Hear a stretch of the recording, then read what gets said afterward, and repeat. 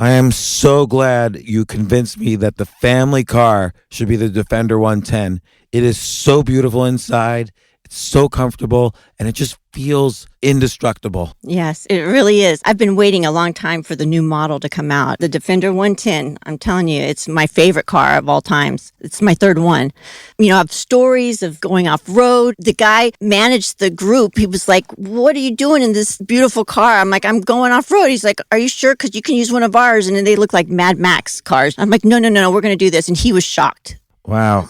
Well, it's great because the Defender has been reimagined for 21st century adventure, and its unparalleled off-road ability, as well as its robust interior, are invaluable whether you're headed towards uncharted territory or just a weekend of exploration. The Defender 110 tackles challenging surroundings with absolute confidence. The SUV conveys strength outside and in, featuring peerless technology like an intuitive driver display and an award-winning infotainment system. That's my favorite part, to keep you connected no matter where the journey takes you.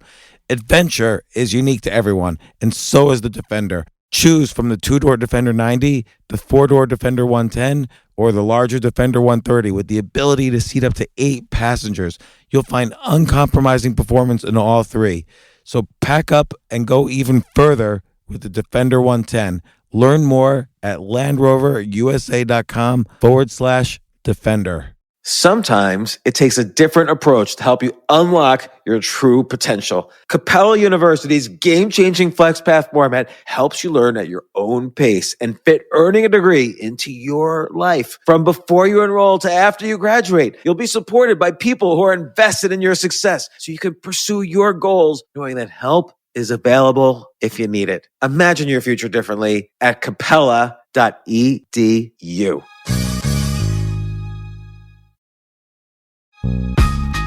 This isn't your average business podcast, and he's not your average host. This is the James Altucher Show on the Choose Yourself Network. Today on the James Altucher Show. We love to label people. We love to dehumanize people. We love to declare other people insane, especially people that we don't like. In a weird kind of way, I think I've gone from being the prosecution to the defense over my career. I'm much more interested in trying to understand people who are kind of demonized and dehumanized, and when appropriate, try and rehumanize them. I think most people deserve that. Not everybody, but most people do. I want to ask about that. And I highly encourage everybody to read all of your books, but let's just talk about the Psychopath Test. You have the guy who's in the hospital who seems, to all outward appearances, totally normal, and he's even insisting, I'm not a psychopath. And the doctors, of course, say that's the exact thing a psychopath would say. Yeah. Well, actually, so his story is that when he was 17, he beat someone up badly, and he was on remand in prison, and his cellmate said to him, you're looking at 5 to 7 years in prison unless you fake madness. And then you'll get sent to some cushy hospital, have your own PlayStation, nurses will bring you pizzas. So that's what he did. So he faked delusions and hallucinations.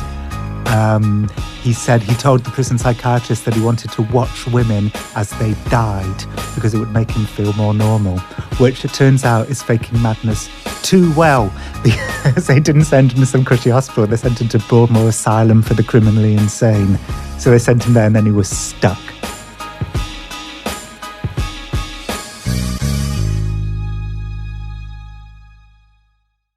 I am so happy to have one of my favorite writers and thinkers on the podcast, Jon Ronson. If you don't recognize his name, I guarantee you're going to recognize some of his books, or even the movie based on one of his books. The Men Who Stare at Goats, which had George Clooney and others, was based on one of John's books. His most recent books were So You've Been Publicly Shamed, which is one of my favorite books by him, and The Psychopath Test, and Them, Adventures with Extremists. John, first off, welcome. Thank you. Hey, thank you for having me. And I'm glad how many times have we tried to schedule? It's over 2 years, I feel we've tried to schedule this. Yeah, I'm sorry, I've been elusive. The last time I was going to do it, I got a cold. I thought it was the flu. I've been obsessed with the flu. Obsessed. I even wore one of those masks on the plane to San Antonio last week, one of those masks. You're one of those people? Well, I became one of those people because like everyone was like dying of the flu and no one was taking it seriously. I got so obsessed and I wore a mask on the plane and I bought hand sanitizer and I wiped everything down and I did everything right. And then I got back home to the Upper West Side.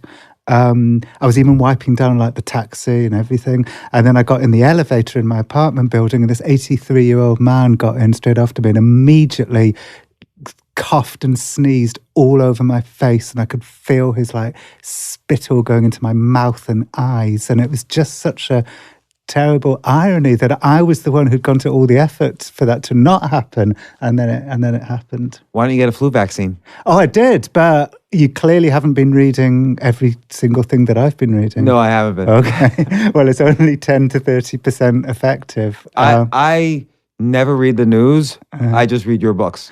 Okay. So when you finally write the book about the flu, then I will be aware of all the things that you have read about this. Can I tell you the worst flu story I've recently read? I mean, this is the 1918 flu, luckily, not the 2018 flu. I'm about to haunt a lot of people with what I'm about to tell you. In the 1918 flu, people were getting on the train at Coney Island after having like a lovely day at the beach, perfectly fine. They were being taken off the train at Columbus Circle, dead. 45 minutes later, they went from, maybe the trains took a little bit more time in 1918. So the flu, so a powerful version of the flu could be that? Yeah, that's what happened in 1918. So you get on the train with no flu, your lungs are empty. Yeah. Okay, just have air in them. 45 minutes later, let's say an hour just in case the train was longer. How could your lungs fill up with that much like liquids to kill? Because that's what the flu does, right? It clogs your lungs. I guess. I'm no doctor. I just read obsessively about the flu. I don't believe that story. I wish I could remember the source of it. I mean, I guess if somebody wanted to Google flu 1918 Coney Island Columbus Circle, because those were the actual train stops that they were talking about. It sort of shows you also that for all of these, if that story is true, which it's 50-50, let's just say. Can someone Google it? Okay. Is anyone going to Google that? We'll figure that out. It's possible that I invented it in a kind of fever nightmare about the possibility of getting the flu. But it's interesting, like so many people are afraid of so many different strains of the flu now. Like you get avian flu, swine flu, all these different flu. If that story is true, like that sounds so much more horrible than any version of the flu in the past 20 years that I've heard about. Yeah, so, I know. There's no upside to that story. The only potential upside to that story is that it's not true.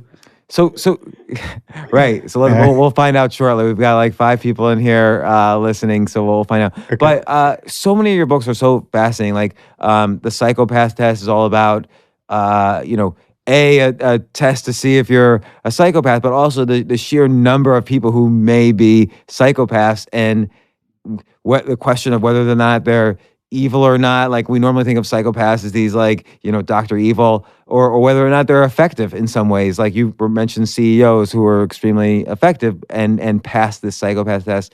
And I just also want to mention, So You've Been Publicly Shamed is so much about the negative consequences of this new culture of internet that we have that, you talk, for instance, about Justine Sacco, who makes a very inappropriate tweet when she's, taking off on a plane. And by the time her plane lands, her tweet has been spread so virally and everybody hates her so much. Her career is like ruined by the time the plane lands. She didn't even know it was happening.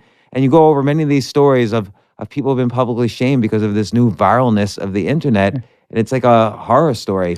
And, I think there's a connection. Like at first you might think there's no real connection between that Justine Sacco story and the Psychopath Test, but I think there is a connection. But I do think there's a big connection, actually, but go ahead. Okay, well, for me, the connection is our desire, like we love to label people, we love to dehumanize people, we love to declare other people insane, especially people that we don't like. And in the Psychopath Test, the first half of the book is what you described about, me going on a course to teach me how to spot psychopaths, and then I journey into the corridors of power to see if I can spot any, high-scoring psychopathic CEOs. But then there's like the slow realization that I've kind of got drunk with my psychopath spotting skills, and I start spotting, I'm spotting like them everywhere. And with Justine Sacco, and I think with, the many, many people like Justine Sacco on social media, on Twitter particularly, who we don't know anything about.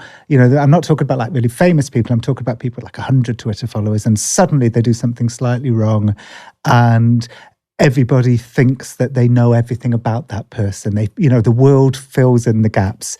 They take a slither of that person's life, a badly worded tweet, and turn it into an entire, like they know everything about that person.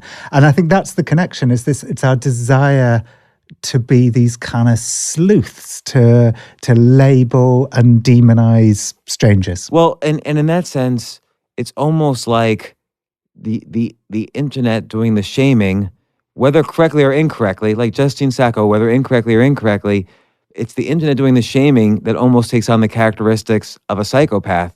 It's sort of this kind of massive feeling of power without empathy. Yeah. And aiming it at a target. And actually, when I was writing So You've Been Publicly Shamed, I had that thought. I wondered if I go back to the psychopath checklist, how many items on the psychopath checklist relate to the way that we behave on social media. And actually, not many. On the psychopath checklist, you've got things like promiscuous sexual behavior, and grandiose sense of self-worth. And I think you'd sort of be hard pressed to think, oh, well, Twitter makes us more grandiose. Twitter makes us more sexually promiscuous. But what Twitter does do is one of the big items on the psychopath checklist, which is it robs us of our empathy. Let me caveat that, though, to say we are very empathetic about things within our own echo chamber.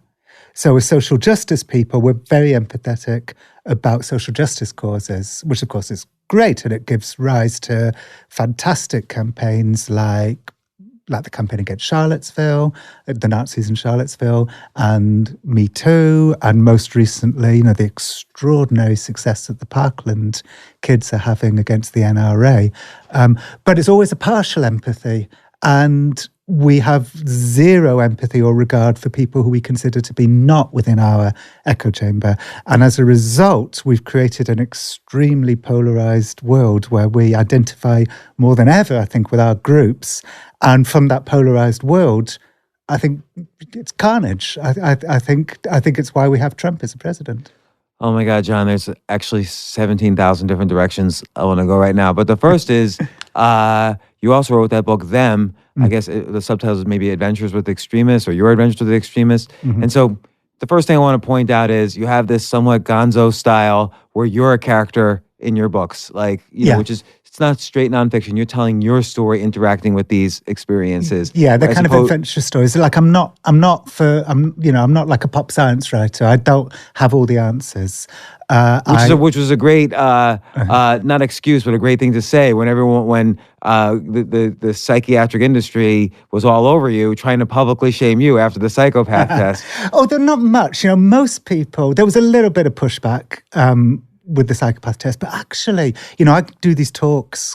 I do the show called Psychopath Night in Britain, where I have kind of special guests. It's like a sort of mental health variety show. And we do it in quite big theatres now in Britain. And the audience is full of like clinicians and patients. And I got to say, the pushback is really, really, like most people really appreciate the fact that I, as a kind of outside eye, came in and wrote a book where I'm not saying this is how you can spot psychopaths. I'm basically saying, look at our cognitive biases. Look at how fucked up I became when I got drunk with my psychopath spotting powers. So actually, I can only think of 2 occasions since the psychopath test came out when somebody said, oh, Jon Ronson shouldn't have written this book, he's not a clinician. The vast majority of people really appreciate the book. And I can't tell you how happy I am about that, because I don't want to be this kind of contrarian. There's a book out right now called Lost Connections by a writer called Johan Hari. And his book is a very kind of contrarian book. It's like, antidepressants, are nowhere near as good as people think they are. And, he's very kind of R.D. Langish, But I'm not. I'm... It's an odd comparison, by the way. R.D. Langish? Yeah. Like the comedian. No. Oh, no, you're thinking of R.T. Lang. That's my terrible English accent. I'm thinking of R.D. Lang, the anti-psychiatrist from the 1960s. Okay. So wondering, like, why, how that would come up. I'm glad we clarified. R.D. Lang he was like one of the first great, mental illness doesn't exist. There's no such thing as anxiety disorders. They're just a response to an anxiety-inducing world. So R.D. Laing was a kind of famous anti-psychiatrist. And my book, The Psychopath Test, I come to conclusions that aren't a million miles away from that. But I'm not a polemicist. I'm an adventurer. What's a polemicist? A polemicist is, somebody who has a sort of single narrow focus on a story. Well, I think that's what separates out your writing, and that's this almost gonzo element. I say almost for a variety of reasons, but like Hunter S. Thompson did have a point of view when he was doing his gonzo journalism. So he would thrust himself into this situation, but always he had a certain perspective of who he was going to insult and who he was not going to. Yeah. You're kind of like an innocent character exploring, as you say, in your books, but you're still a character there. It's a different take on that style. Yeah. And I appreciate that style. I like that style. Yeah. Also, when I think of Gonzo, when I think of Hunter S. Thompson, I think of him like, taking acid and going to a police convention. And I don't do that. Right, but you still will you will still find a unique situation and put yourself in the middle of it, and then, oh my gosh, I'm in this situation. Here's what happened next. And that's why the next thing I was going to say was your book, Them, Adventures with Extremists. If you had written that now, given the internet and your experiences with, the Psychopath Test, and so you've been publicly shamed, I bet you that would be a different book now. Yeah, I even think if I'd written it like just a couple of years later. The book came out just before 9/11. And what I think I noticed before other people did with that book was the relationship between conspiracy theories and extremism. So it started with me. I spent a year with an Islamic militant called Omar Bakri Muhammad, who outed me as a Jew at his jihad training camp. Are you Jewish? I am. Oh, can you please leave the studio? We don't really do podcasts with Jews here. No, I'm Jewish. So. Okay, yeah. Bless them in the Upper West Side. It's funny, actually, in a building not the building I live in now, but in another building I lived in the Upper West Side, the doorman said to my son, he said, don't tell anyone, but I'm reading this book called, what was it called? I'm reading this book called Synagogue of Satan. And I was thinking, God, like if you're anti-Semitic, you're really in the wrong place. Yeah, don't be a doorman here. Yeah, go to the Lower East Side. Where the Jews came from until they moved to the Upper West Side. Yeah, until they got rich because we control everything and moved to the Upper West Side. So, so Omar outed me as a Jew at his jihad training camp, and I had all these kind of adventures with like the Klan and. Well, why? So this is fascinating. Like, how did you get in the middle of a jihad training camp? I think we just kept asking Omar if we could go to his jihad training camp. It's like, Omar, can we come to your jihad training camp? And how'd you get there? Like, fine. Got the train. It was near Gatwick Airport. It was in England, in a place called Crawley, near Gatwick. At the time, it was funny. It's much less funny now. At the time, it was funny because this was at the kind of beginning of my career. This was like 1996. And I remember seeing this book like literally decades ago. Yeah. And militant Islamism wasn't a big deal back in 96. So it wasn't like you went to this thing and you were going to immediately report it to M6 or anything like that? No, we thought Omar was a little bit of a fantasist, I suppose. Or, he had this idea about... he's definitely a bit of a fantasist. He said he wouldn't rest until he saw the flag of Islam flying over the White House and Downing Street, and that's not going to happen. But what we didn't predict was just how violent Omar's people would become in the subsequent years. So the people at his jihad training camp seemed pretty harmless back in 96, but now, some of them have driven vans into people. But was that a little naive on your side, given that? There was already the first attack on the World Trade Center in like 92 or 93. And then there was, of course, there's constant battles or terrorist attacks in the Middle East all over the place. Was it naive? Let me tell you what I think we were good at with that story. We were very good at like getting into Omar's world and seeing the kind of mechanics of a sort of fledgling jihad campaign. We noticed Omar when other people didn't. Also, I think one real kind of contribution that we made with that story was looking at the relationship between conspiracy theories and political extremism that people really weren't thinking about back then. But so forgive my naive questions, but there's political extremism and there's conspiracy. So where are you connecting them? Well, what the kind of real breakthrough, actually, but let me sort of answer the final question about the violence. I mean, none of Omar's people, neither Omar nor none of his people at the time had committed any acts of violence. That happened later. So, were we naive? I guess a little naive, but I think it was understandable. In answer to the other question, so Omar said to me, did you know that there was a shadowy cabal that was secretly ruling the world from inside a secret room? And they're called the Bilderberg Group.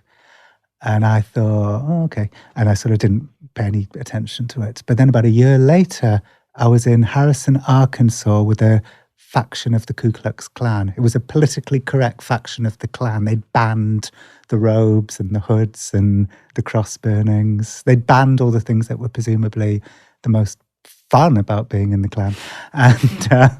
And they said the same thing to me. They said, did you know there was this group called the Bilderberg Group that secretly rule the world? And I thought, this is extraordinary. This group I've never heard of, both the Klan and militant Islamists, who you would think would have nothing much in common, had this in common. And that became quite a sort of revelation to us. And so that's why I started hanging out with fledgling conspiracy broadcasters like Alex Jones. We pretty much star-spotted Alex Jones in that book.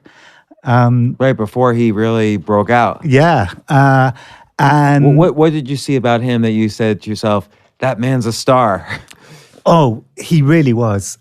Look, I've got no time for Alex politically or in fact, I think he's getting worse and worse. Yeah. I think he, ever since he became rich and powerful, he got worse, not better. Some people, I think, maybe get better. Like with power comes responsibility. Well, I think also there's that saying that I think is really true, which is wealth doesn't make you better or worse, but it magnifies what's already inside of you. Right, yeah. What happened with Alex was that somebody, just a few years ago, someone came to him, I can't remember the guy's name, and said, I can make you rich. And the way to make you rich is for you to get into the supplement selling market. So he started selling these like supplements called Super Male Vitality. And he went from making like no money to making, someone told me like he could make $100,000 a day selling these supplements on a good day. So Alex suddenly became super rich. And at the same time, Trump declared himself a fan of Alex's. And those two things happening together just sort of, Alex was malevolent anyway. He'd already said that Sandy Hook was a hoax and so on. But those two things just, turned Alex into such a kind of nightmare. So we're kind of 3 tangents deep into a question, but I am curious, like, what did you see in Alex Jones then that you were like, okay, he's different from other kind of just extremist radio hosts? Sure. Well, I'd spent quite a lot of time with a few people like that back then. There was David Icke. He's the guy who believes that the ruling elite are actually blood-drinking, child-sacrificing, paedophile lizards who've adopted human form. What really made me laugh about that story was the Anti-Defamation League were convinced that when he said blood-drinking, child-sacrificing, paedophile lizards, he was using code, and what he actually meant was Jews. Right. Well, it is a narrative that Jews have people have used to attack Jews. Yeah, I mean, there's lots back in the Inquisition. Yeah, there's lots of, cartoons, Nazi cartoons of Jews looking like reptiles, enslaving the world and so on. But David Icke would say, no, I really mean lizards.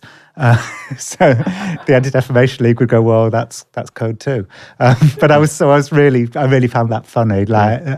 This is why I'm glad I wrote the book before 9/11, because you could find that kind of thing funny. And I'm glad I could find it funny, because it just made it a rich and funny and, Well, it's weird because 9/11, the world became a much more dangerous place with much harder to climb walls separating factions. But you were able to get a story before 9/11 by going in and out of all these factions because no one was really Life was good all around. No one was really thinking about this. Yeah, and also conspiracy culture got a lot darker after 9/11. Yeah.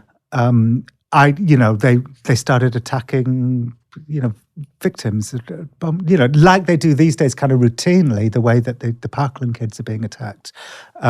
They would start trolling and attacking victims who they thought were crisis actors. And it's quite hard to be funny about that stuff. So that's why I'm glad I wrote the book before 9/11. But in answer to your question about Alex, he was incredible. Like, I knew him when he was 26. The first time I met him, I was at Waco at David Koresh's church with Randy Weaver, whose family had been killed up at Ruby Ridge. This was like an early militia, sort of white separatist sort of touch point, this shooting of an unarmed woman and a little boy at this cabin in Idaho called Ruby Ridge. So I was with two of the survivors, Randy and Rachel Weaver, and we went to Waco, where they were rebuilding David Koresh's church. And there was a bonfire late at night, and all these militia guys, including some pretty famous ones like Bo Greitz, who was the inspiration, right. The inspiration for Rambo, apparently. Were all sitting around the campfire. But there was this young guy sitting around the campfire everybody was in awe of, even though he was only 26 years old. And he was so charismatic and eloquent. What does charismatic mean in this context? Well, I just remember, so the first time I saw him, I was with Randy Weaver, who within militia white separatist circles is like a legendary figure. And Randy Weaver sort of melted when he saw Alex Jones. He was like, oh my God, I'm such a fan. And Alex was just like this. He was younger. I mean, I'm sure pretty much everybody listening to this sort of knows what Alex is like because they've seen InfoWars. But imagine a sort of less, I don't know, younger and a bit more sort of ingenue-ish and just... What does that mean? Well, just... Sorry, I don't know how... So I have to ask you definitions so much. My vocabulary is limited. Right. I think you're doing... I went on that book notes on C-SPAN one time, and the guy interviewing me kept asking me what words meant, but I thought, like, he did know what the words meant. He just thought it'd be kind of interesting to ask, and then it would open up. But do you really? Yeah, I really don't know. Okay, no, I still think that you do. There was just, I'm trying to think of a good moment with Alex. He would give these big, bizarre, eloquent, extraordinary speeches that just made me think, this guy's like he's like Bill Hicks. He's this kind of extraordinary comedic talent who unfortunately is using his oratory skills for bad, because he's spreading, at best untrue and at worst malevolent conspiracy theories. So now all these different groups are saying the Bilderberg Group, and then of course that led you to try to find... Yeah, I tried to sneak into a Bilderberg meeting. I got chased by... So everybody started telling me, like, if you want to know more about Bilderberg, you should ask Big Jim Tucker. So Big Jim Tucker was a sports reporter from Washington, D.C., who had dedicated his life to trying to uncover the evil, shadowy Bilderberg Group. So Jim Tucker said to me, "You've caught me at a good time. I've actually discovered where they're meeting next. And they're meeting at the Sintra Park Hotel and Golfing Resort, Caesar Park in Sintra, Portugal." He said, "I'm going to fly over there, climb up the drain pipes, get in, and confront them red-handed going about their covert wickedness." So I said, "Well, can I come?" And he said, "Okay." So I flew to Portugal with Jim Tucker. And this was the day before the Bilderberg Group was supposed to be arriving. And the hotel, there were still like holidaymakers at the hotel. And Jim got out his notepad. I remember he got out his notepad and wrote down, "There's still civilians here." Like, to Jim, they were civilians, not holidaymakers. So we started scoping around the hotel, trying to forge contacts with waiters and chambermaids, which was going very badly because we were just a bizarre couple. Jim was this kind of elderly Southern gentleman wearing like a straw hat and braces and spats, and I just looked like a sort of awkward early 30s Jewish toy boy. So the two of us we had like no success. And then we left. This, as I say, this was the day before the Bilderberg Group was supposed to be arriving. So then we left and we started getting chased by security, Bilderberg security. These men in dark glasses started chasing us in a dark green Lancia. Chasing or following? Well, I was going 30 miles an hour and so was he. But I believe that if I'd gone faster, he would have gone faster. So following. but it went on for days, and it went on for 2 days. I stopped the car on a deserted lane. He stopped his car behind us. I went up to him. I thought, I have to talk to him. So I went up to him and knocked on his window. I was trying to say, like, I'm a journalist. I may be in the car with Big Jim Tucker, but I am not of Big Jim Tucker. I'm like, and the guy wouldn't look at me. He just wouldn't look at me. He just was staying straight ahead. So then I phoned up the British Embassy and I said, I'm being chased by the Bilderberg Group. And the woman on the phone went, and then she went, go on. So I said, I'm sorry, but I just heard a sharp intake of breath. And she said, what are you doing here? So I said, I am essentially a humorist journalist out of my depth. I said, can you phone Bilderberg and tell them that? And then she said the weirdest thing to me. She said, the good news is if you know you're being followed, they're probably just trying to intimidate you. And the dangerous ones would be those that you don't know are following you. But I thought... Good advice in general. Well, I thought good advice. But what if they are the dangerous ones and I just happen to be like naturally good at spotting them? Because I am prone to anxiety, which means I'm probably more likely to know when I'm being tailed by the secret henchmen of the shadowy elite that rules the world. So then I went back to the hotel and they followed us to the hotel. I was sitting by the pool and they were like standing behind a tree. And this lasted for like 2 days of just being, surveilled by... I seriously thought about abandoning the story and just driving from Portugal back to England. And I'm so glad I didn't, because that story kind of launched my career. So, because what I realized when it was all over and I was back in London writing it up was this was really important for me, because I saw the world through the eyes of Alex Jones and Jim Tucker.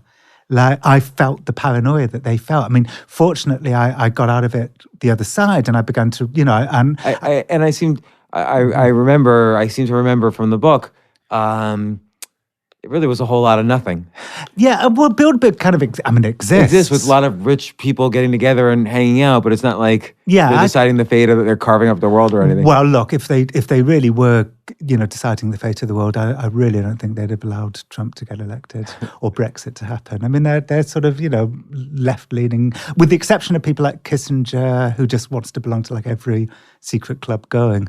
I remember you describing Kissinger in that book, right? Yeah, well, somebody said to me that like part of the reason why David Lord Owen, who's like a liberal British lord who was part of the Bilderberg Group, eventually members of the Bilderberg Group would talk to me, and one of them said, "Yeah, no, part of the reason that we're so secret is because Henry Kissinger thinks that's cool."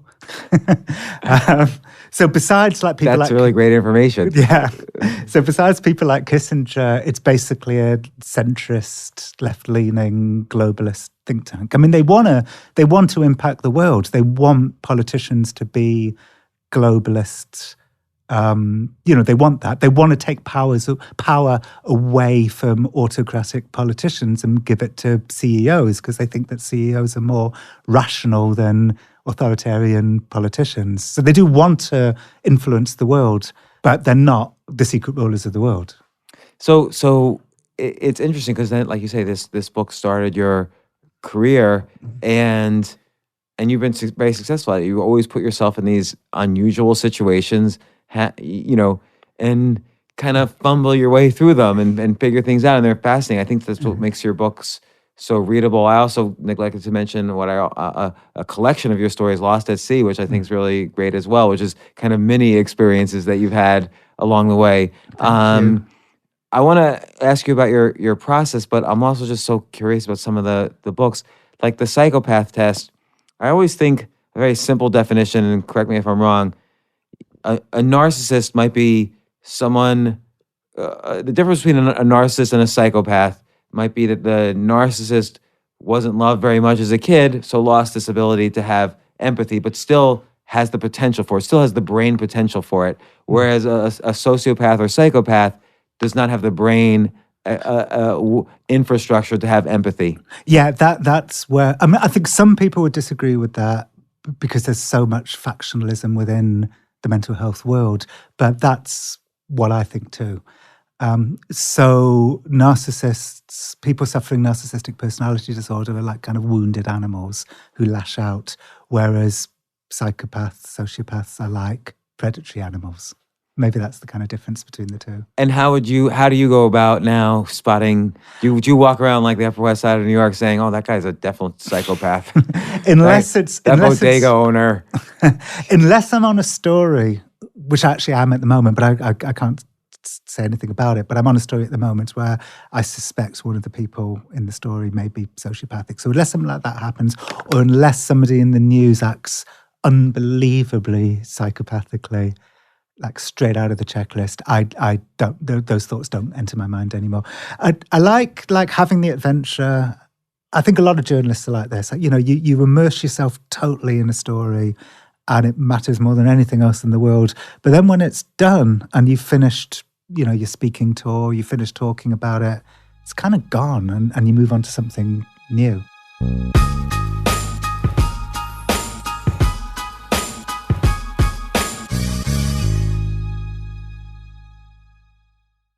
You know what I love about fantasy sports is that even though I'm not going to be a great basketball player or a baseball player or a football player or whatever, I feel like I get to participate and make decisions and use my knowledge of these different leagues or these different sports to compete. So it's like I can pick my team or I can pick my favorite players and I could use my knowledge to make predictions and maybe even make money. So with the basketball season here, you can now pick combo projections across football and basketball from the Specials League on Prize Picks. This is a league created specifically for combo projections that include two or more players from different sports or leagues. Want to play alongside some of Prize Picks' favorite players like rapper Meek Mill and comedian Andrew Schultz, who's also been a guest on this podcast, and I've been a guest on his? You can now find community plays under the promos tab of the app to view entries for some of the biggest names in the Prize Picks community each week. Look, Prize Picks even offers a reboot policy so that your entries stay in play even if one of your players gets injured. For football and basketball games, if you have a player who exits the game in the first half and does not return in the second, that player is rebooted. Prize Picks is the only daily fantasy sports platform with an injury insurance policy. What? So, I love playing it. I love anywhere where I can use analytical ability with my interests to demonstrate some skill and maybe make some money. And I like the game-like aspect. I do wish they had chess as a category on prizepicks.com, but I'll settle for what they've got. Maybe I should make my own fantasy chess league. But in any case, I love Prize Picks. Go to prizepicks.com/James. Use code James for a first deposit match up to $100. That's the easiest $100 you're ever going to make. So that's prizepicks.com/James and use code James. Daily fantasy sports made easy.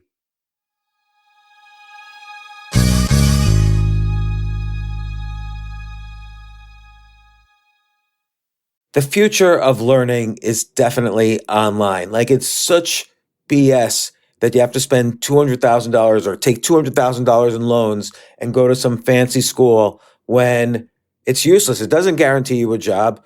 Most employers, including me, do not care about degrees or grades or anything like that. We want to care that you love what you're doing, that you know what you're doing, in some cases that you have experience or that you're willing to learn.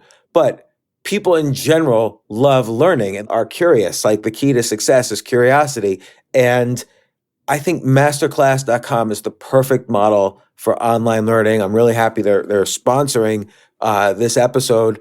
If you're going to give a gift, give the gift of learning. Masterclass makes a meaningful gift this season for you and anyone on your list, because both of you can learn from the best to become your best, from leadership to effective communication to cooking.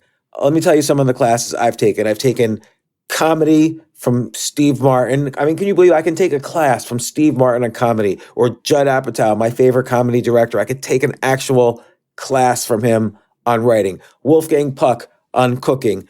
Dan Brown on writing, or Judy Bloom, who's been on this podcast, on writing. By the way, Wolfgang Puck also has been on this podcast. It's such a pleasure. I try to take classes all the time from masterclass.com. And whether you're watching Masterclass on TV or listening in audio mode in the app or on their site, the quality speaks for itself. It's like these Masterclass instructors are your own personal mentors that are going to help you reach the next level. How much would it cost to take one-on-one classes on comedy from Steve Martin or on chess from Gary Kasparov? You just wouldn't be able to do it. But it would cost hundreds of thousands of dollars. With a Masterclass annual membership, it's $10 a month. Memberships start at $120 a year for unlimited access to one-on-one classes with all 180 plus Masterclass instructors. So it's not just $120 for one instructor. You get all 180 plus Masterclass instructors. Boost your confidence and find practical takeaways you can apply to your life and at work. And if you own a business or are a team leader, use Masterclass to empower and create future-ready employees and leaders. That's the real education in today's world. So this holiday season, you can give one annual membership and get one free at masterclass.com/JAS. JAS, of course, stands for the James Altucher Show. So right now you can get 2 memberships for the price of one at masterclass.com/JAS. Masterclass.com/JAS. Offer terms apply.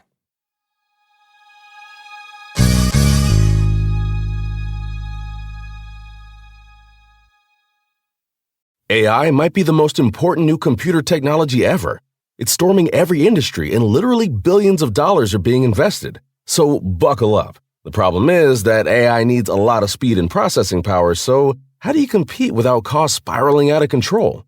It's time to upgrade to the next generation of the cloud, Oracle Cloud Infrastructure, or OCI. OCI is a single platform for your infrastructure, database, application development, and AI needs. OCI has 4 to 8 times the bandwidth of other clouds, offers one consistent price instead of variable regional pricing, and of course, nobody does data better than Oracle. So now you can train your AI models at twice the speed and less than half the cost of other clouds. If you want to do more and spend less, like Uber, 8x8, and Databricks Mosaic, take a free test drive of OCI at oracle.com/advance.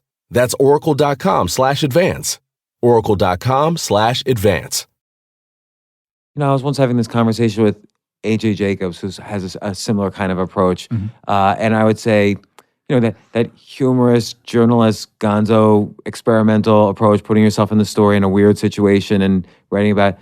And sometimes the books affect him going forward. So like The Year of Living Biblically, which is most famous and was his first, he did take elements of that out and apply them to his daily life to this day. Do you feel like anything from, let's say, the Psychopath Test or So You've Been Publicly Shamed, which we'll get to in a second, applies to your life right now? Yeah, I'd say the sort of thought process that began with the Psychopath Test and then kind of enveloped So You've Been Publicly Shamed is kind of impossible for me to relinquish. And that's just like a different... I said to somebody the other day that in a weird kind of way, I think I've gone from being the prosecution to the defense over my career. Like, I'm much more interested in trying to understand people who are kind of demonized and dehumanized, and when appropriate, try and rehumanize them. I think most people deserve that. Not everybody, but most people do. So I wanna ask about that because, and these are kind of in the weeds questions about these books. I highly encourage everybody to read all of your books, but let's just talk about these last two books for a second. So You've Been Publicly Shamed and the Psychopath Test. In the Psychopath Test, you have the guy who's in the hospital who seems, to all outward appearances, totally normal, and he's even insisting, I'm not a psychopath. And the doctors, of course, say that's like the exact same thing a psychopath would say. Yeah. And you get into this weird Kafka-esque thing where you can't figure your way, who could be, they're both sort of right. And how do you ever get out of that situation? If you're, I felt for the guy who was, kind of being held there, how would he get out of there if he wasn't a psychopath. Yeah. Well, actually, so his story is that when he was 17, he beat someone up badly in Reading, which is near London. And he was on remand in prison. And his cellmate said to him, you're looking at 5 to 7 years in prison unless you fake madness. And then you'll get sent to some cushy hospital, have your own PlayStation, nurses will bring you pizzas. So that's what he did. So he faked delusions and hallucinations. He said he told the prison psychiatrist that he wanted to watch women as they died because it would make him feel more normal, which it turns out is faking madness too well, because they didn't send him to some cushy hospital. They sent him to Broadmoor, which is like the most secure. It used to be called the Broadmoor Ssylum for the criminally insane.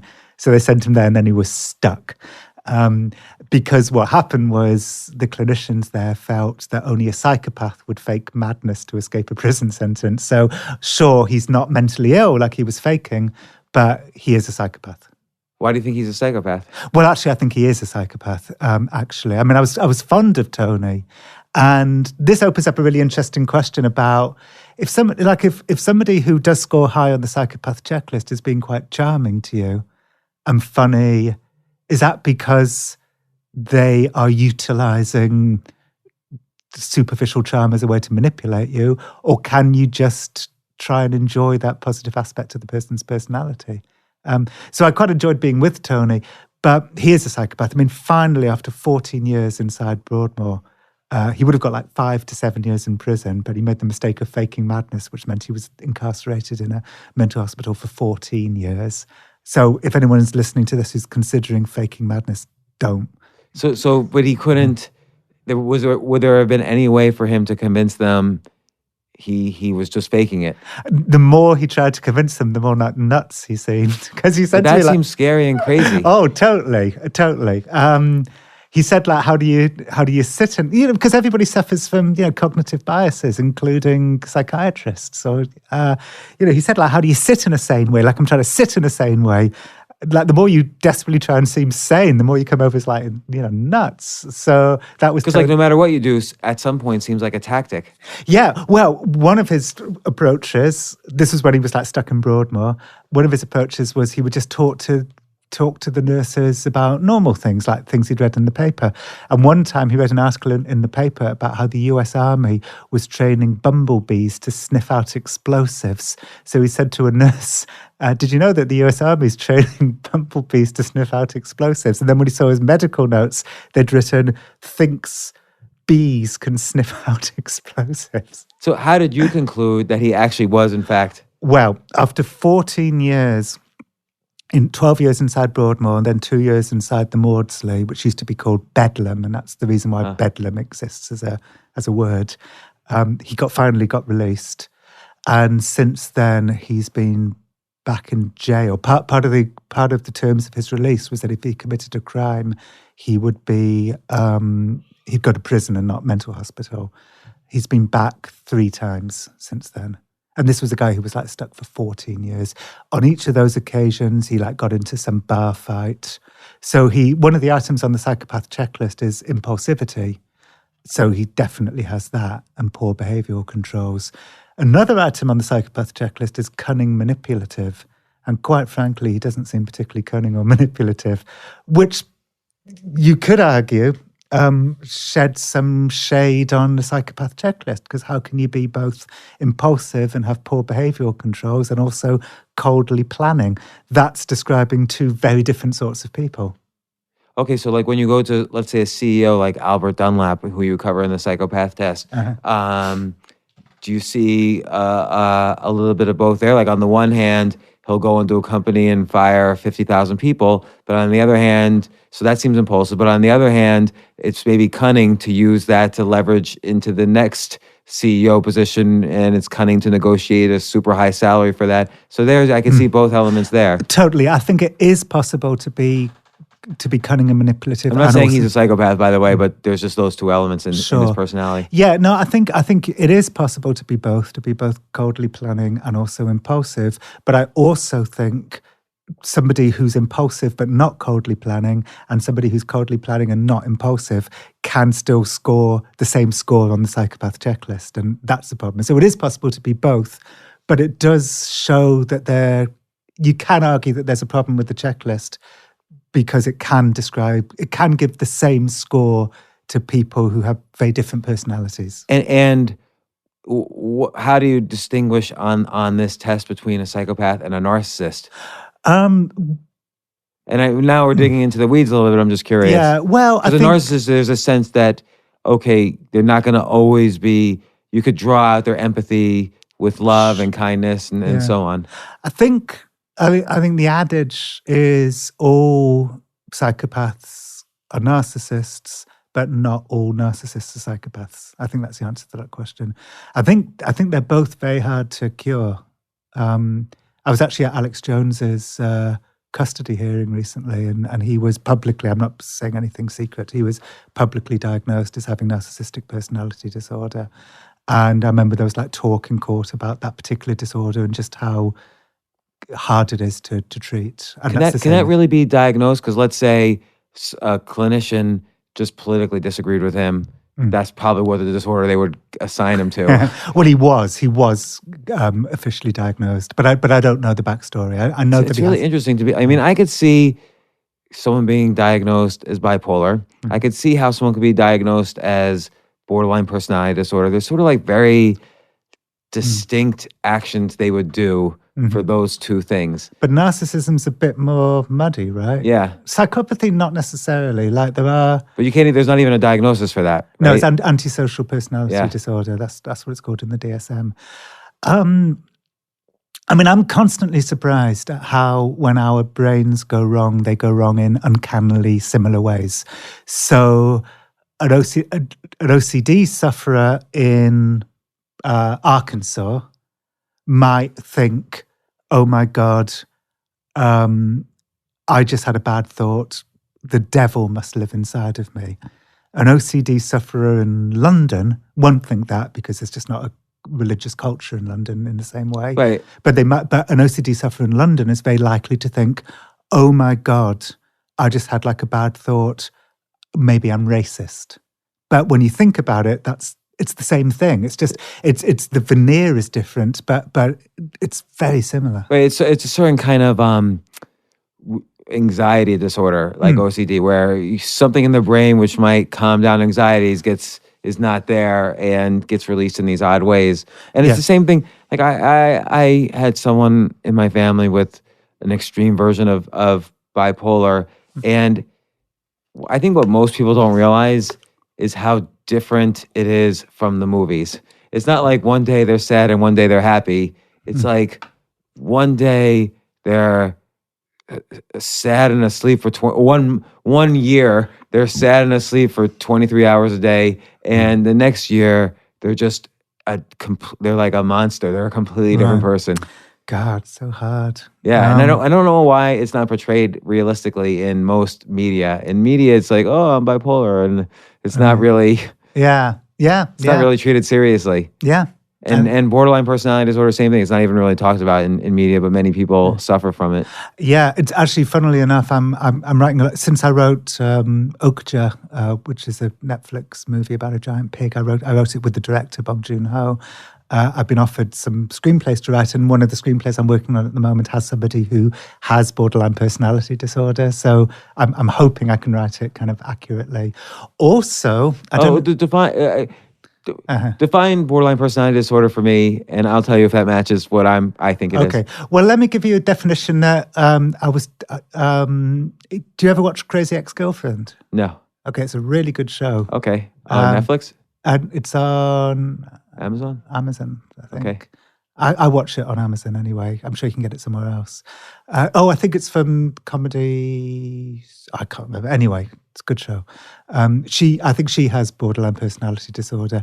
I think one way of describing it is it's all the emotions that everybody has, just in a much more intense way.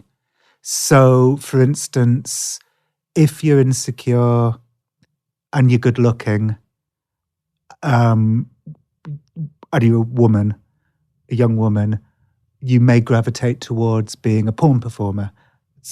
Because I see, porn. Yeah, because that's a way of sort of getting validation. So that's something. That's a sort of, you could argue that's a sort of extreme way of dealing with insecurity. Okay, so that's different than what I thought. So what I thought would be, what it was, the way it's been described to me is, let's take the same woman, someone who might say, I love you 1 second, and then an hour later, just as seriously says, I hate you. Yeah. And I think it's really intense in both ways. Yeah, exactly. It's the same thing. I think the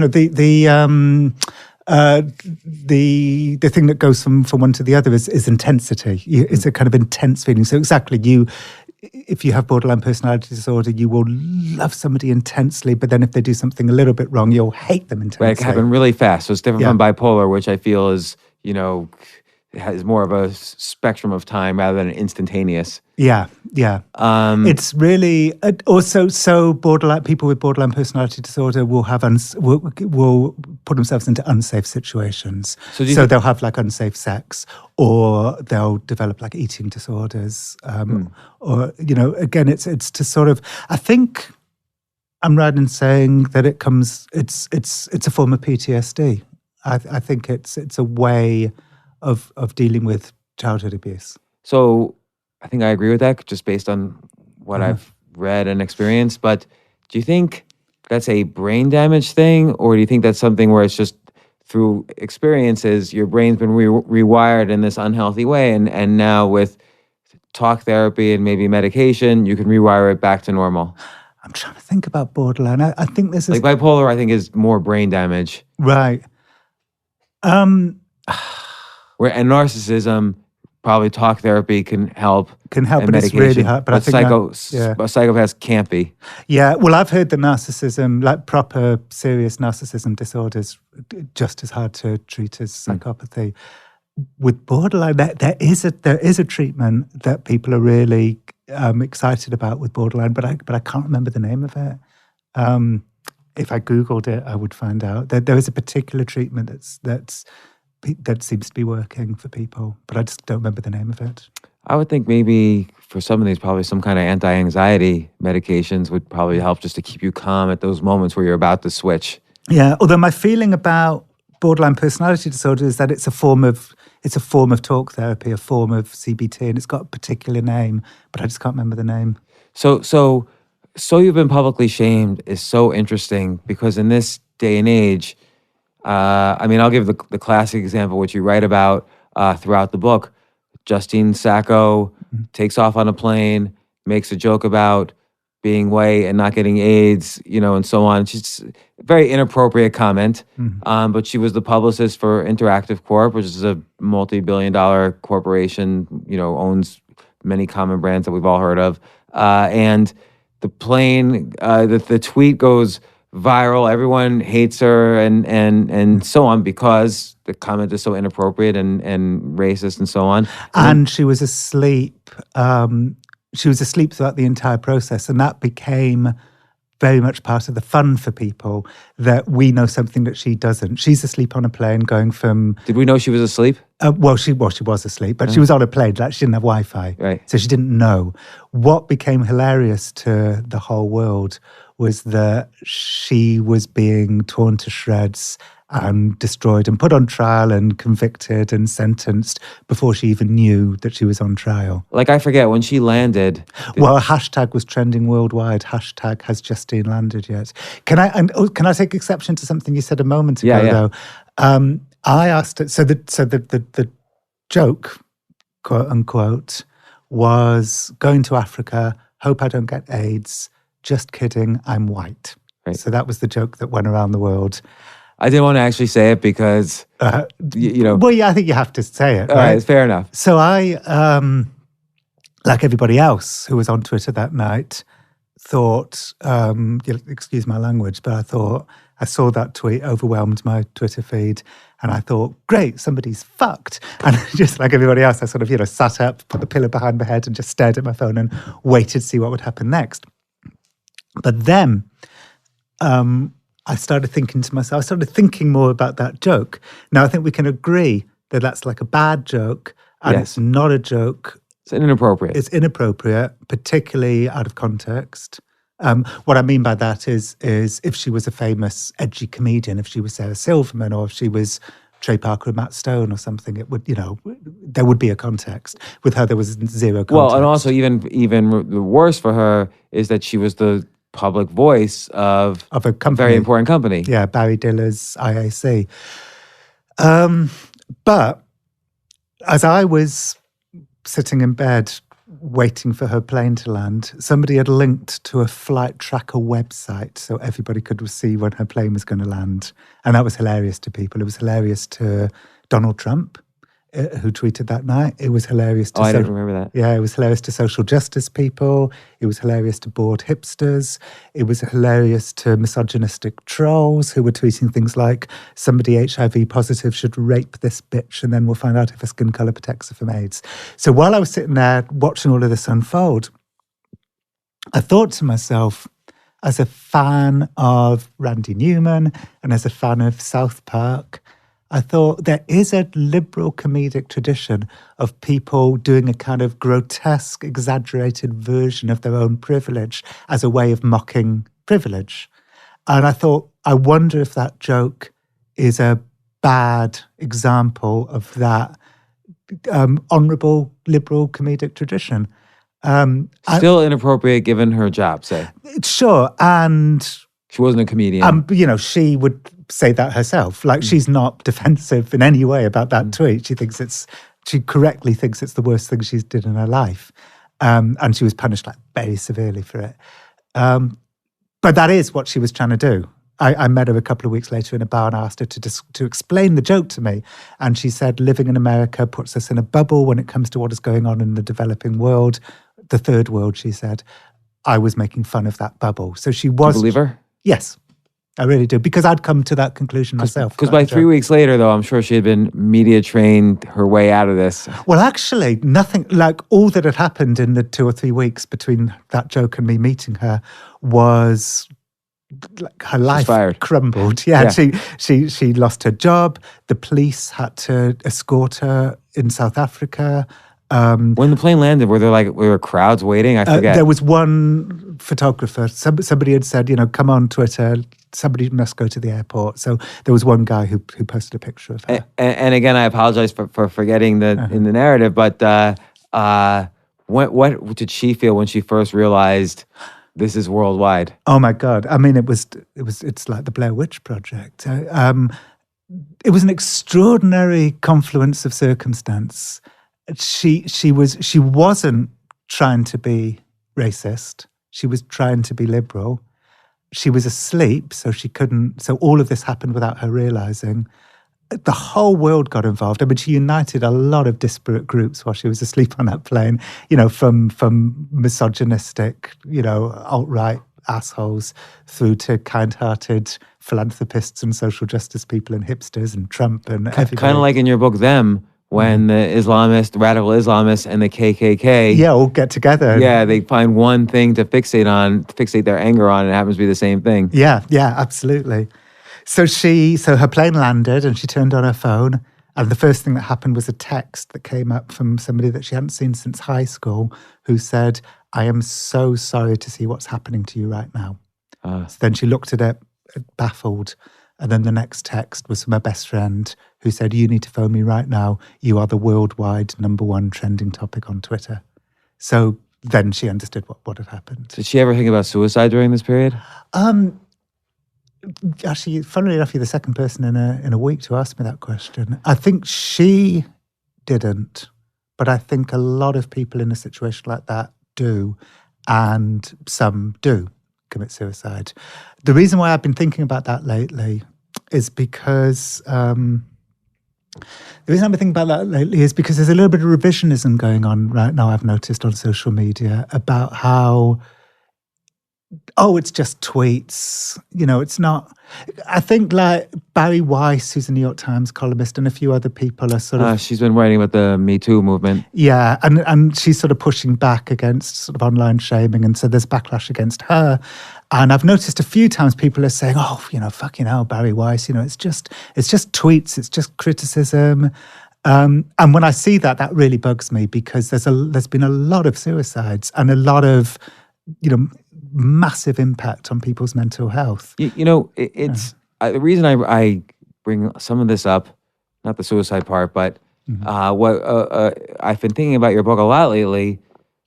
So I write a lot of different articles over the years, and some of them have high opinions, and some of them have gotten me a larger audience. And as that happens, people who want to kind of ride those coattails a little bit will write something that trashes me. This happens maybe like once every year or so. And sometimes it's pretty brutal, and people jump on that the hate articles bandwagon. The article might be totally filled with lies, totally out of take something I said totally out of context and just lie about me, but just do it in this really hateful way. But then what happens is the people who feed off that hate article get even worse. Like you were just saying, someone would tweet, someone HIV positive should rape her. Like, obviously, that's so hateful. But and by the way, guess how many people went after that person? No one. Right. So I had this. In 2014, I had the same thing happen. Someone wrote an article about me, and then other people were saying, "Oh, I would anally rape this guy," and like just the worst, most horrible things. Yeah. And I'm like, and they get a free pass, right? And like, and it's happened to me somewhat recently. I have one thing I do which is involved in cryptocurrencies, and I bought a lot of ads to advertise my product, which is a very good product. No one's actually complained about the product itself, but people didn't like the ads. So a whole bunch of articles and thousands of tweets, like just said the worst, even lies, like just despicable things about me. And I would sometimes ask people, did you actually look at the product? And no one had. It was just, they tried to figure things out about me from these ads, and they would call me up, misquote me, lie about the quotes. Everything was horrible. Yeah. It's just like this common method now, it feels, in, let's say, poor journalism. And there's nothing you can do about it. So what I thought about a lot during this time, and this is just recently, in your book, at the end, you asked Justine Sacco what she should have done, and she says, you know what, in retrospect, I should have done absolutely nothing. Right. Which is what I've been doing. I just haven't responded to anybody or anything. And in general, that does make the hate die down, but it feels really horrible while you're being hated. Yeah, it's I joked that one thing that's come from all. I've joked on stage about. In fact, can I tell you a story? Yeah. A kind of slightly painful story. I gave a talk at the Oxford Union, which you think is going to be like amazing because it kind of looks like Hogwarts. But it's not amazing. It's really badly organised, and I had like a really shitty time. But on stage at the Oxford Union, I joked about, how one thing that's come from all of this is that, schlubby white men are learning for the first time what it feels like to be objectified, which is kind of progress in a way. Anyway, everybody laughed and it kind of moved on. But then the Oxford Union was live tweeting my event. And then when I was in the car on the way back, I was like, I wonder what the live tweets were like. So it's like, Jon Ronson is taking the stage. Jon Ronson believes white men are being objectified. Jon Ronson is leaving the stage, basically. Oh my God. So yes, I was fucking furious. So I phoned them up and got them to delete it. So a lot of people probably got very angry. Well, luckily I nipped it in the bud before it went too crazy. Because of course, decontextualized, that sounds fucking terrible. Yeah. But obviously, within context, I was making a nuanced, interesting, funny point. But yeah, so basically, I think it's a real problem, and it's not a real problem because it's like hurting people's feelings. Although for me personally, they hurt my feelings, and I had to psychologically deal with it. Sure, well, you're right. Because I was trying to do something good. You're right. Okay, it's a real problem in part because it's hurting people's feelings unfairly. But the other reason is because it's changing the culture. It's turning us. Right at the beginning of this interview, I talked about how valuable it was for me to be chased by the Bilderberg Group because it meant I could see the world through the eyes of the radical fringes. I got paranoid like they did. Now, fortunately, I've got the kind of resources to go back again and become rational again. But I found that a really valuable experience because it meant I was kind of curious. I was curious. It was about curious. It's about trying to understand other people. And these days, curiosity... We were talking about Justine Sacco, asking for a little bit of patience and curiosity that night Can we not just wait for her plane to land to hear what she has to say for herself? That was considered a weakness that night. Curiosity was considered weak next to instant judgment. Now, I kind of understand this because a lot of really positive things are coming out of online shaming, especially in the last year. Charlottesville, Me Too, Parkland, these are like amazing things. But a lot of bad stuff's happening as well. And the bad stuff doesn't make the good stuff less good. But the bad stuff is that we're becoming a much more judgmental, instantly judgmental, polarized, yelling society. It feels like with this, we're polluting the waters. And what is emerging from the polluted waters are a three-eyed fish in the form of President Trump. And I'm convinced that this sort of instant judgment culture of Twitter is the reason why we're in the mess that we're in now. But maybe there's a backlash from that, which allows for the Me Too movement, allowed for people to speak out when previously they were afraid. Oh, sure. And now they got terrified, so the gun was to their heads to speak out, so to speak. Like, what do you mean by that? Like maybe Trump being elected polarized people who have for 20 years been silent. And now they said, you know what, I better speak or else it's going to get worse. Sure, that's definitely the upside of what's going on. Definitely. We're living in this kind of very weird time where regular people have more power in some ways than they've had for 150 years since public punishments were outlawed. We get to decide the severity of people's, to an extent, we get to decide the severity of some people's punishments. So right now, I mean, it's incredible. I don't know when you're going to be putting this out, but what happened today in the news was that Dick's Sporting Goods said, okay, we are not going to be part of the problem anymore. We're not going to let people under the age of 21 buy guns. We're not going to be selling, AR-15s. And it's because of, Emma Gonzalez and these kids. I mean, that's extraordinary. But that doesn't mean that the flip side of it, where people are being disproportionately punished for some minor transgression, which isn't social justice, it's a kind of cathartic, easy alternative to social justice, isn't a real problem.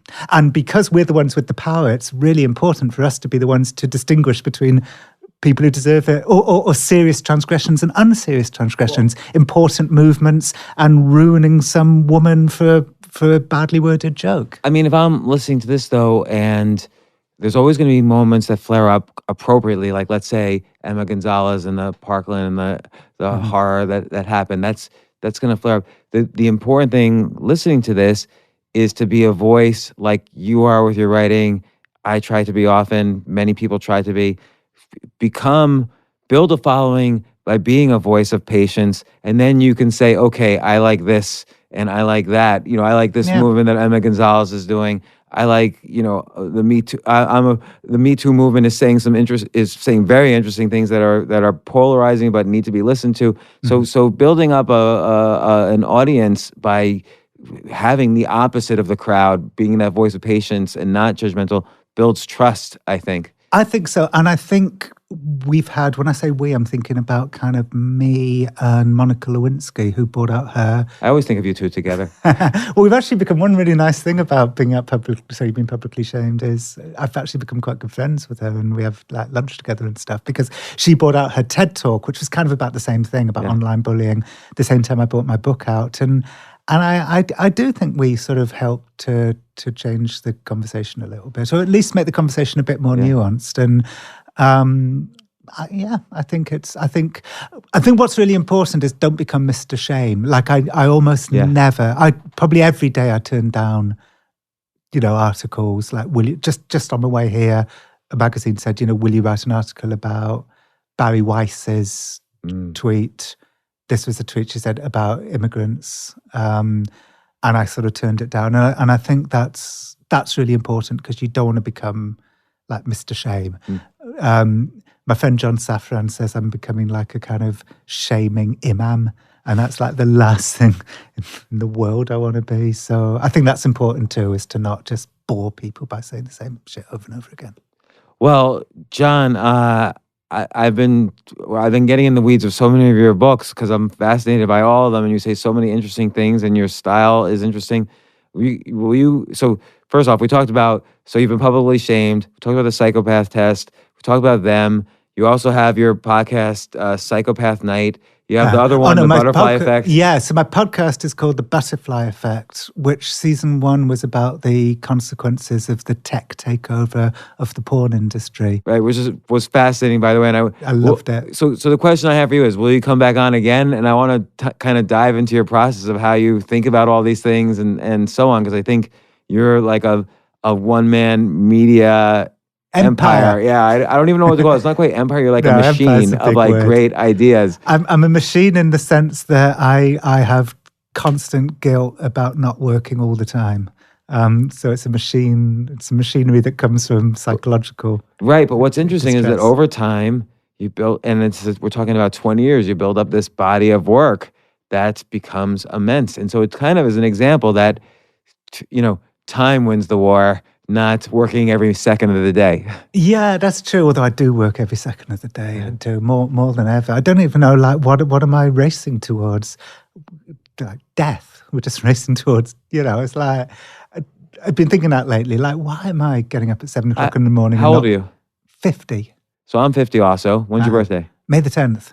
Okay, so you're about to turn 50 or you're already 50? I'm already 50. Okay, I just turned 50. And so I wonder this too.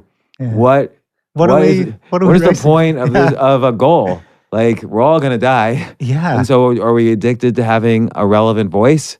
Or is there some addiction to having people come up to you and saying, hey, I loved your book about about psychopaths? I think I have an answer to that. I don't think it's those things. Like, I'm not that interested in that. But I made this documentary years ago about Randy Newman, the singer-songwriter, called I Am Unfortunately Randy Newman. And I asked him that question. I said, why do you do it? Why do you write songs? And he said, it's how I judge myself and it's how I feel better. Right, but that's an addiction too. He's giving an outside validation, an outside metric. Yeah. Because we don't know yet how he values a song. Is it because if it's sold a lot or if he personally likes it? In which case, we don't know the answer yet to that. Yeah, I guess not. But I guess the answer is probably a mix of the two, right? So there still might be some of this addiction to like, I want my songs out there so people listen, so I get that external validation because I don't have it inside myself as much as I would like. It's not healthy, but I'd say it's accurate. And I'd say it's accurate for me too. It's just how I judge myself and how I feel better. Like, I get very antsy if I'm not working. So I do want to recommend all your books and your podcasts. We've named them a bunch of times, but Jon Ronson. And the next time you're back on, I really want to talk about this question and your process and how you think of these ideas, because they're all like genius ideas. And I'm curious what the ratio is of bad ideas to good ideas. So you'll come on again. Yeah, why not come again? This is right here. We'll schedule John again. And I really appreciate you coming on, and I've been such a fan for like 20 years. So I'm glad we finally meet and get to talk. And I hope we do this again. It was really fun, and yeah, let's do it again in like a month or so. Yeah, perfect. Cool. Okay. All right, thanks, John. Next time on the James Altucher Show. The entire book is structured around that, right? So Machiavelli says that there are 3 parts of a conspiracy: the planning, the doing, and the aftermath, essentially, or before, during, and after. And he actually says that the after is the most dangerous part. Machiavelli is basically saying states can wage war, but a conspiracy is available to everyone.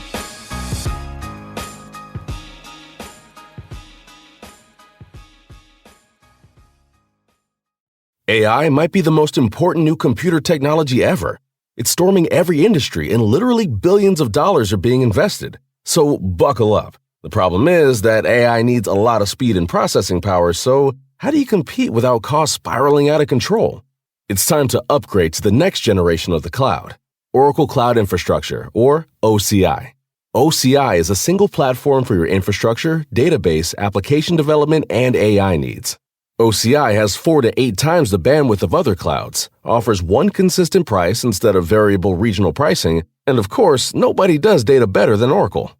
So now you can train your AI models at twice the speed and less than half the cost of other clouds. If you want to do more and spend less, like Uber, 8x8, and Databricks Mosaic, take a free test drive of OCI at oracle.com/advance. That's oracle.com/advance. Oracle.com/advance.